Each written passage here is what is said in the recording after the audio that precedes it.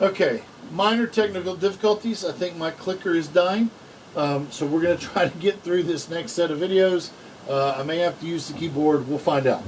The Bay of Pigs fiasco is going to be a black mark on Kennedy's administration right off the bat. Right off the bat. And so Khrushchev is going to use it. In June, Kennedy is supposed to meet with Khrushchev. Okay, their topic was supposed to be the nuclear test ban. They were supposed to start discussing a nuclear test ban, just like Eisenhower was supposed to. But instead, as soon as the two come together, Khrushchev ambushes Kennedy with the accusations that Kennedy tried to invade Cuba, the ally of the Soviet Union, the freedom-loving people of Cuba, etc., etc. And he treats Kennedy the same way he treated Eisenhower on the international stage and gives him a black eye.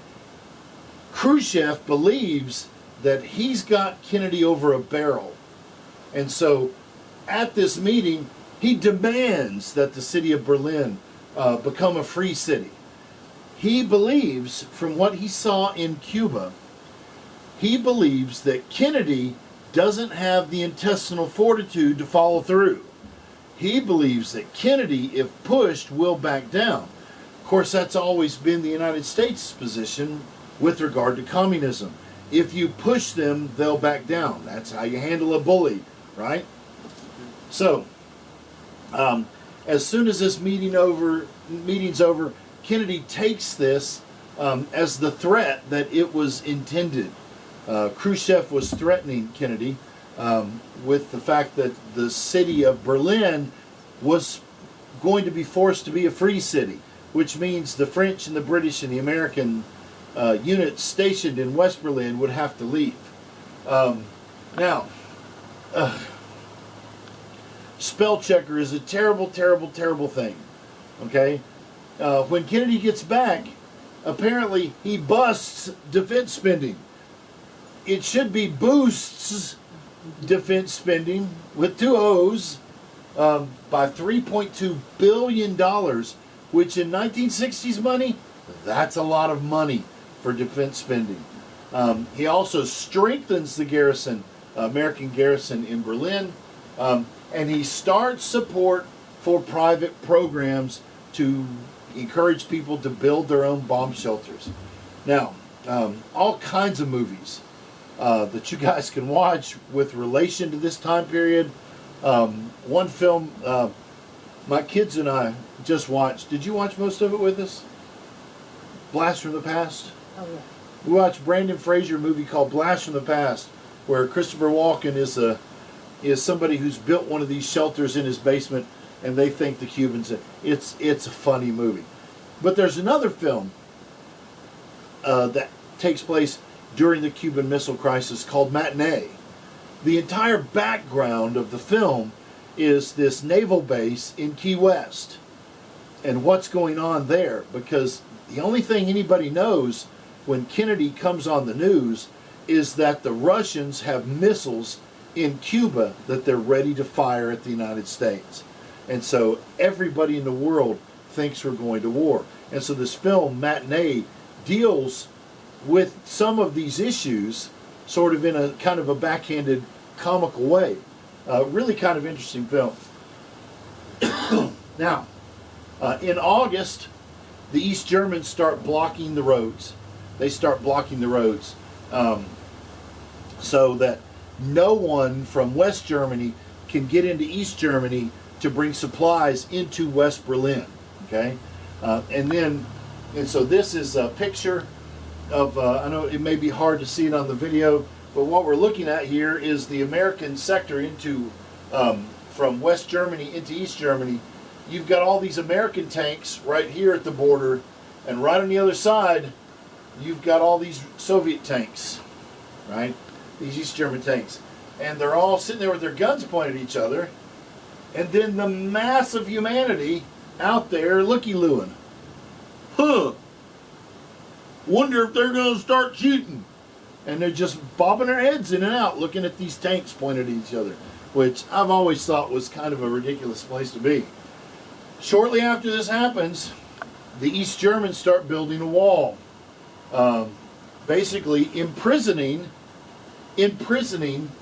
West Berlin. Okay, these houses that are close to the wall are going to wind up having all these windows boarded up. All those windows will be bricked up, and there will be locks placed on the roofs, because people are going to go up to the tops of these houses and jump to try to grab a hold of these trees so they can land in the western side. So you got all these workmen on the eastern side in East Berlin, and then you've got all these Germans standing there watching these guys build this wall. Now, the wall system, eventually, by the time I get there in 1982, the wall system looks like this. This is West Berlin. This is West Berlin. So you've got the Berlin Wall, then you've got a walkway, then you've got trenches, then you've got this path, right? Then you've got this track area, you've got these spotlights that illuminate everything in this area up against this whitewashed wall, and then you've got these machine gun nests that can see every single corner of the wall. On the other side, you've got minefields and traps, electrified fences, and then on the East German side, you've got another small wall. The purpose of this wall is to keep the East Germans from escaping into West Berlin. It's not designed to keep the West Berlin people out of East Germany. It's designed to keep the people in East Berlin from escaping into West Berlin. And it's such an odd concept that in this city, this half of a city, which is 80 kilometers inside communist territory, that this half of a city can be viewed as freedom, considering what's all the way around it. But that's what Berlin was in the from 1960s through the 80s. That's what Berlin was. Here's a couple pictures. Oop, wrong button. This is the West Berlin side. Okay, you can walk right up to it. People paint on it. Graffiti is all over it. When we were there, the Polish Workers' Party, the Solidarity Party, was really big, and it was opposing the communist regime, which was a really big, important thing during this time period. And so what we're going to find out is that the people in East Germany could just come up to the wall, or West Germany could just come up to the wall anytime they want. This picture gives you a nice picture of the difference between the two sides. Okay, the West German side, like I said, people are walking right up to it and painting it. On the East Berlin side, it's whitewashed with the spotlights and all of this dug up ground here. Those are landmines. Those are minefields, because they don't have a guard tower, so they place the minefields. If you try to get across, you'll get blown up. You'll get blown up. These guys are doing maintenance. They're on this track where the vehicles can go. They're probably painting, whitewashing the wall so that it stays pure, pristine white, so they can catch and see if anybody's walking across. When I was stationed there, it was amazing, because it felt like driving into it felt like going back in time. But I remember being 18, 19 years old, while this East German soldier looked at my ID card and looked at me as we were going into East Berlin to visit museums, and he had that AK-47 pointed in my face. I remember sitting there thinking, I've never had to experience anything like this at home. I've never had to have the feeling that my papers may not be in order or anything like that. It changed my perspective on basically everything in the world after experiencing what it was like under that oppressive communist regime. Okay, now, what does Kennedy do? Well, Kennedy, let me get my clicky thing here. Oops. My clicky thing isn't working, so I gotta do it the old way. What's Kennedy do? Kennedy starts doing the same thing that Truman had done. However, I'm going to post a YouTube video because Kennedy goes to Berlin. He flies into West Berlin and he gives a speech in West Berlin, basically telling Khrushchev, we're not backing down. We're not backing down. Even though Khrushchev believed that Kennedy didn't have the intestinal fortitude to move forward, Kennedy not only does what Truman did, Kennedy literally puts himself in the place. He goes into East Berlin, or into East Germany, and to the city of West Berlin, and he gives this rousing speech, which I'll post on the on YouTube. There is another film. It's got Tom Hanks in it. It's early part of the Kennedy administration. Tom Hanks plays a lawyer, a historical character named Donovan, who is going to be instrumental in going to East Germany to negotiate with the Soviet Union about the release of Gary Powers. The release of Gary Powers. It was sort of a spy trade kind of thing. And so the film's called Bridge of Spies. It did not get as much press as I thought it deserved to have, because the film was really quite well made. It was really quite well made. Okay. Now, this point when Kennedy comes toe to toe with Khrushchev and says, "Oh yeah, come get some." Basically, it kind of puts Kennedy back on even footing. Okay. The last crisis I want to talk about is the Cuban Missile Crisis, and we'll try to do this quickly. When the CIA came to Kennedy with the Bay of Pigs, they told him everything was, they had all the information needed. After the fiasco, Kennedy told the CIA, don't bring me anything unless you have valid, documentable evidence. And so when this Cuban Missile Crisis comes up, the CIA comes to Kennedy, Mr. Kennedy, I think we've got another problem in Cuba. And he says, really? And then they pull out these photos. They pull out these photos from YouTube spy planes and other kinds of reconnaissance that's been taking place. This is a missile test site at San Cristobal, Cuba. It's actually not a very good picture. It's not a very good picture. I'll show you some other ones. But it demonstrates that the Cubans are having missile sites built by the Soviet Union in their territory, and these missiles have the capability of reaching the United States with atomic warheads, with nuclear warheads. Now, most of the missiles initially are this sort of medium-range ballistic missiles. These are the range of the sort of guided missile patrol boats. Then you got medium-range ballistic missiles, and then they're getting the intermediate-range ballistic missiles and the planes that the Soviets are sending to Cuba so that it can carry nuclear payloads. And so when you watch the video, Kennedy will explain all of this to the country also. Again, map of Cuba. Here is the Bay of Pigs. There's three primary sites, even though there's smaller sites. San Cristobal is a medium-range ballistic missile site, as well as Rond is a medium-range ballistic missile site. And then here at Hwanghae is an intermediate-range ballistic missile site. This missile site is being developed at this point. It's not quite finished yet, but it has the capacity of reaching every major city in the United States and Mexico and the northern part of South America. Kennedy will make reference to that when you watch the speech. So, oh, I told you I had some better pictures. The other one was kind of fuzzy, wasn't it? Well, look at this one. What you're looking at is a medium-range ballistic missile site at San Cristobal. You've got the trucks that carry the equipment.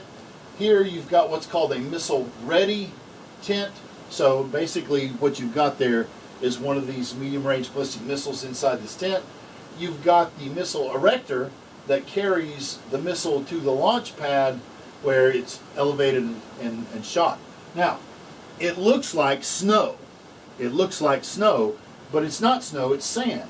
All the tire tracks are the Cubans practicing firing these missiles. They're practicing over and over and over and over again, firing these missiles. What's their target there in Cuba?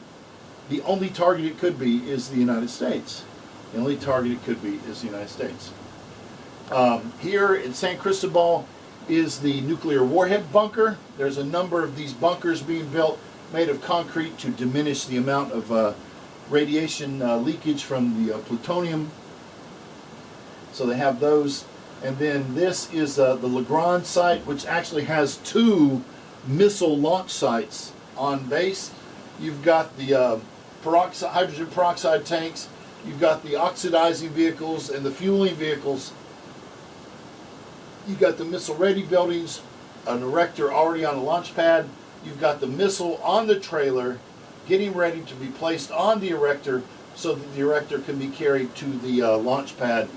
And so at this second site, which is now complete, they have been practicing launching these medium-range ballistic missiles in Cuba. And these pictures are basically proof of what's going on. Here's a nice close-up. This is also San Cristobal. You've got the 2 missile-ready. You've got the missile transporters here and the launch table where they're preparing to practice launching the missiles. Now, so what are our options? We've got the Soviet. Well, according to NSC 68, we do nothing. What if we do nothing? Then everything falls. Everything falls. The Soviet Union gets a massive foothold in the United States as far as launching their missiles at the United States with hardly any notice whatsoever. Or we do something. We could invade. We could invade. But if we invade, missiles will probably get launched. By the time the military forces, everybody will see them coming.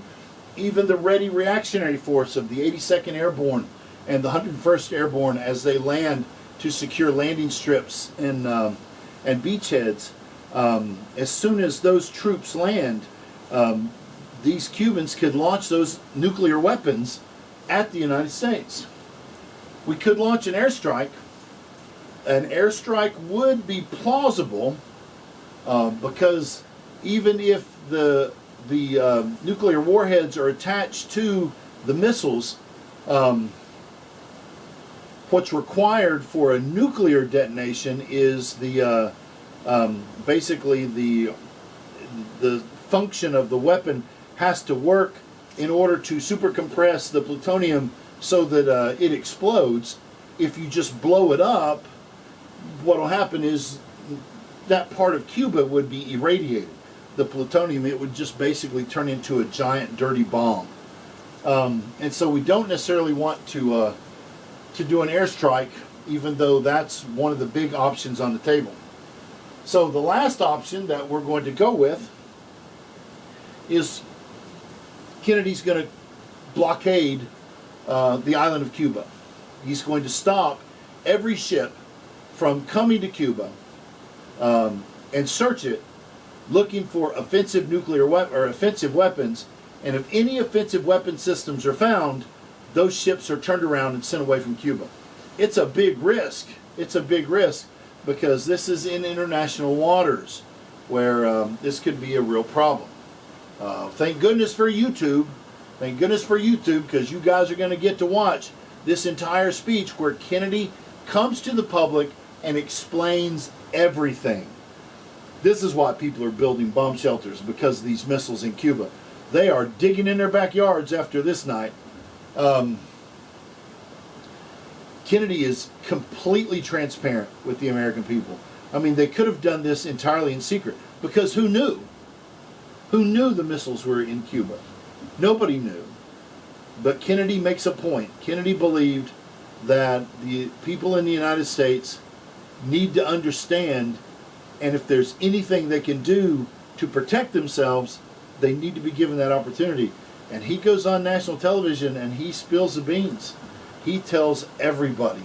So you can watch that speech as well as the Berlin speech on the D2L when I post it.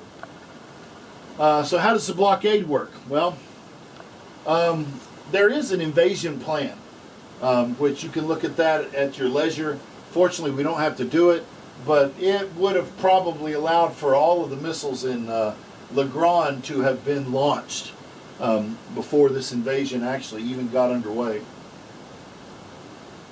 This is a picture of a light destroyer stopping a Russian transport ship. On this Russian transport ship, they find missile components for these intermediate range ballistic missiles, and so this transport ship will be sent packing. It will be sent back to the Soviet Union. This is one of the Soviet submarines. These Soviet submarines are coming right up to the border, right up to the quarantine line, and then surfacing, right? The helicopters are constantly dropping buoys with sonar, and they're tracking him. So these helicopters are constantly dropping these buoys, looking for these Soviet submarines. And the Soviets are playing this cat and mouse game. They are literally coming just on the other side of the quarantine line and then surfacing. The American destroyers actually start this ship. You can see it back here. These aren't steam vessels. This ship has fired a shot over the bow because this Soviet submarine is inside the quarantine zone, and it's a warning shot. It's a warning shot. It's scary. It's scary. People in the country think we're going to die tomorrow. A big part of most of the Cold War angst for people from my generation are this idea that we're going to die at any moment. We're going to die at any moment. Okay? This ship is carrying, it's a Soviet cargo ship, it's carrying these guided missile patrol boats. Each one of these patrol boats, there's 4 of them, have the capacity of carrying 4 atomic weapons, nuclear weapons, in small missiles. Each one of those missiles roughly equivalent to the size of the bombs we dropped on Hiroshima. Okay? This is a ship carrying medium-range ballistic missiles in its hold. It gets stopped, and we stop it, and we turn it around, and we send it back. This is a ship carrying the fuselages of the IL-28s. These are the bodies. In the hold are the wings and the engines, but these are the bodies of the long-range bombers, sort of like our B-52s. These long-range bombers are able to carry atomic payloads and can drop those payloads anywhere in the United States because they've got that kind of range. And then here is a Soviet transport. This Soviet transport is carrying nuclear warheads, large megaton devices. They're in these 2 containment, see these 2 circles? There's 2 containment areas here to hold these nuclear warheads. So as this thing's going forward, we're stopping these ships, and there's more atomic weapons. There's more atomic bombs, nuclear weapons being brought into Cuba, even while the quarantine is in place. So what happens? Well, eventually, the quarantine is going to prompt Khrushchev to come to the negotiating table with Kennedy. Now, we have been putting nuclear weapons in Turkey and in Italy. So we have been basing some of our nuclear arsenal in Europe fairly close to the Soviet Union. Okay? But we haven't been doing it secretly. we've been doing this very openly. Turkey and Italy are our NATO allies, and so we very openly repositioned these nuclear weapons in those regions. The Soviets have done this nuclear buildup almost as a first strike kind of surprise attack. Had we not seen it with the spy planes, we would have never have known that those weapons were there. So Khrushchev tries to negotiate with Kennedy to remove those weapon sites from Turkey and from Italy, and he would remove the ones from Cuba. And so Kennedy makes that deal. He makes that deal. Now, problem. As these weapons are being removed from Cuba, one of our spy planes flies over to make sure everything is being removed. The Soviet officer who's in charge of the air defense artillery is not in the room when this plane flies over, and one of the Cuban officers launches a missile and shoots down the American spy plane. Immediately, Khrushchev gets on the brand new red phone. Does everybody know what the red phone is? Do you know what the red phone is? What's the red phone? The phone that connects the president to the Soviet Union directly. No operators, no intermediary. It's the red phone. Khrushchev immediately gets on the red phone. This is not provocation. This was not an intentional act. This was not. And Kennedy's able to say, get the missiles out of Cuba. We're leaving our missiles in Italy and Turkey. And Khrushchev has to back down. These three crises are some of the most important in the Kennedy administration, because each one puts us in conflict with the Soviet Union to a point to where it looks like we are on the verge of war. So I want to talk about in the next video Kennedy and Vietnam, and then the last video we'll talk about the Kennedy assassination and Johnson becoming president. So keep studying.